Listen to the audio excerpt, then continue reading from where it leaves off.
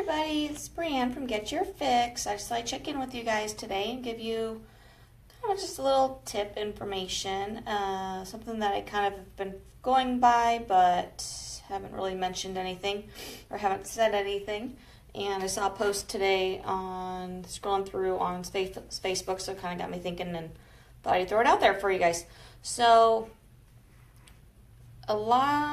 you've probably all heard after injury, rest, ice compression, elevation, after hard workouts, doing like an ice bath or contrast bath, that sort of thing to try to calm kind of flared up muscles down or anything that's injured. There's a lot of newer research that's kind of contradicting the previous rest, ice compression, elevation theories, and even the guy who developed that theory is going away from that now and kind of going away from icing. Basically, a lot of what things are showing now is when you ice, it takes down kind of that immediate inflammation, or that's the theory behind it. But that inflammation is actually a good thing, and it helps to get in all those healing properties in our body to help rid the system of kind of all the negative stuff that's in there when you do have an injury. Same thing with working out. A lot of times after super hard workouts, you'll see professional athletes, elite athletes, collegiate athletes, you name it, doing an ice bath after a really hard workout, for that same reason, to try to keep down some inflammation.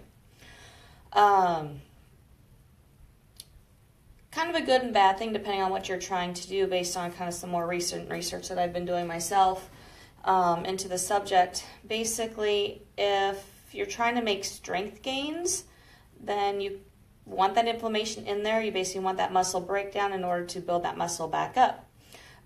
Sometimes for more of the endurance athletes, that's not as necessary because you're not really trying to get strength gains necessarily. You're just trying to keep lactic acid out of the tissues. So it kind of depends on what your goals are. Kind of the way I look at it, at least, is kind of depends on what your goals are, what you're training for, what your sport is, that sort of thing. Me personally, as a clinician, I don't use ice very frequently. If I do, it's kind of just to keep kind of blood flow down, essentially. I do a lot of dry needling with people, and so if not very often, but every once in a while, you just hit a blood vessel. Typically, just pressure calms it down. If you just want to keep the bruising down a little bit, I throw a little bit of ice on there, try to keep that bruising down a little bit. Otherwise, not a huge deal. But for the most part, as a clinician, I don't do a lot of icing. Personally, I don't ice a lot after I work on myself. If I injure myself, I don't do a lot of icing either. As far as the ice bath goes, I do that occasionally if I have a very intense workout, especially here in the summer in Phoenix, and I just kind of feel like I need to cool down really quickly, I'll do it.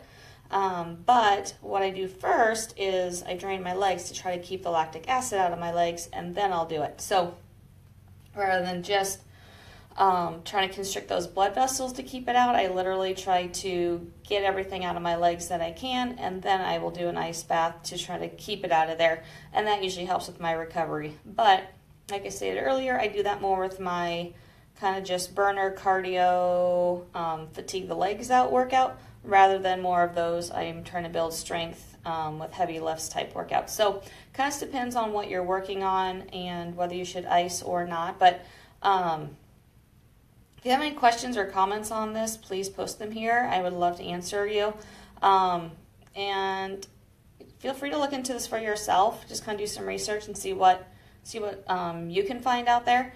But that's kind of what a lot of what's coming out with more recent research the past several years, and kind of how I apply it to what I do. So I will check in with you again on Thursday. Yeah, today's Tuesday. I'll check in with you guys on Thursday again. Hope you're having a great day. Bye, guys.